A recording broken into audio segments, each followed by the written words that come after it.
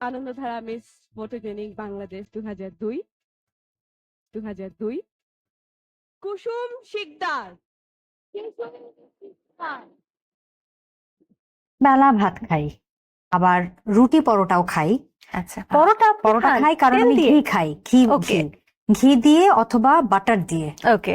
তেল না। আসসালামু আলাইকুম বন্ধুরা, কেমন আছেন সবাই? ভাইরাল চ্যানেলে আপনাদেরকে স্বাগতম।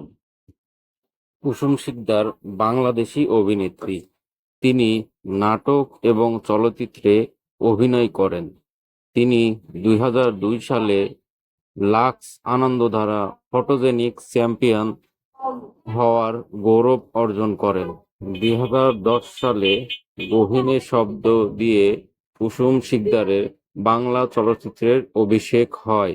তার দ্বিতীয় চলচ্চিত্র লাল টিপ এর জন্য তিনি শ্রেষ্ঠ চলচ্চিত্র অভিনেত্রীর জন্য মেরিল প্রথম আলো পুরস্কার লাভ করেন এবং তার অভিনীত পরবর্তী চলচ্চিত্র শঙ্খচিল এর জন্য শ্রেষ্ঠ অভিনেত্রী বিভাগে জাতীয় চলচ্চিত্র পুরস্কার লাভ করেন এবং শ্রেষ্ঠ চলচ্চিত্র অভিনেত্রী বিভাগে মেরিল প্রথম আলো সমালোচক পুরস্কারের মনোনয়ন লাভ করেন। কুসুম শিকদার ছোটবেলা থেকে সঙ্গীত চর্চা করতেন। তিনি নজরুল একাডেমি থেকে নজরুল এর কোর্স সম্পন্ন করেন এবং 2000 সালে তার একটি অ্যালবাম বের হয়। তারপরে দীর্ঘ 16 বছর পর নেশা শীর্ষক তার একটি একক গান প্রকাশিত হয়।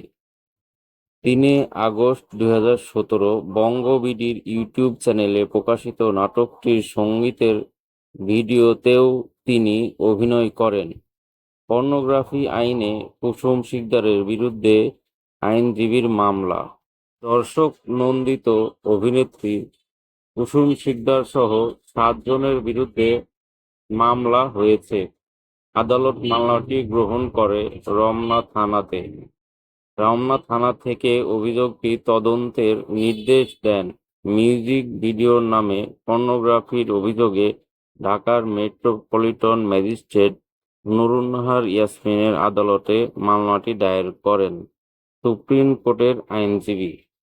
মিউজিক ভিডিওতে তাকে খোলামেলা দৃশ্যে দেখা যায়, যা দর্শক কখনোই আশা করে নাই। বডি শোয়িং করে উপরের দিকে ওঠা যায় না।